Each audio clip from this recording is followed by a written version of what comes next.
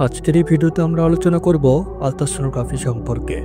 Ultrasonography কি, কিভাবে কাজ করে এবং এটা কোন কোন কাজে ব্যবহৃত হয় সে সম্পর্কে আমরা বিস্তারিত আলোচনা করব। তো চলুন জেনে নেওয়া যাক। আলট্রাসোনোগ্রাফি দিয়ে শরীরের ভেতরের অঙ্গ প্রত্যঙ্গ, মাংসপেশি ইত্যাদির ছবি তোলা হয়। এটি করার জন্য খুব উচ্চ কম্পাঙ্কের শব্দ ব্যবহার করে তার প্রতিধ্বনিকে ব্যবহার করা হয়। শব্দের কম্পাঙ্ক 1 থেকে 10 মেগাহার্টজ হয়ে থাকে বলে একে আলট্রাসোনোগ্রাফি বলা হয়ে থাকে।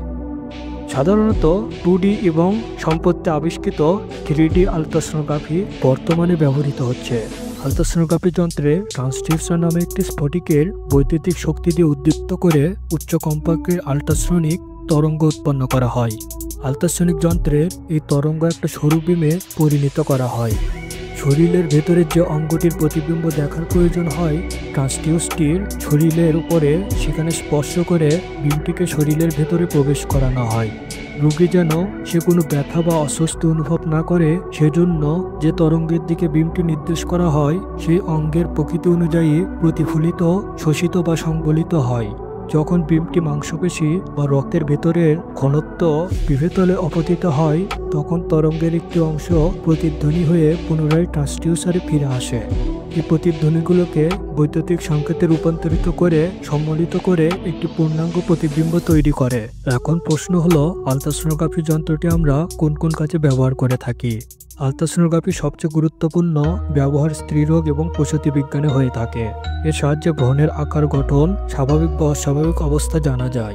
প্রসূতি বিজ্ঞানের এটি একটি দ্রুত, নিরাপদ এবং নির্ভরযোগ্য পদ্ধতি। আলট্রাসোনোগ্রাফি দিয়ে জরায়ু, টিউমার এবং অন্যান্য পেলভিন উপস্থিত শনাক্ত করা যায়। পিত্তপাথর, হৃদযন্ত্রের ত্রুটি এবং টিউমার বের করার জন্য আলট্রাসোনোগ্রাফি ব্যবহার করা হয়ে থাকে।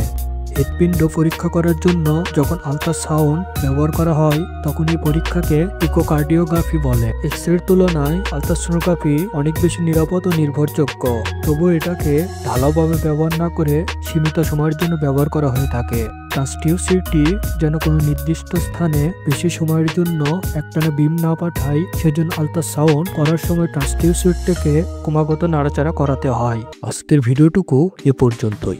ভালো থাকুন, সুস্থ থাকুন, ইতালিওর পাশে থাকুন। ধন্যবাদ।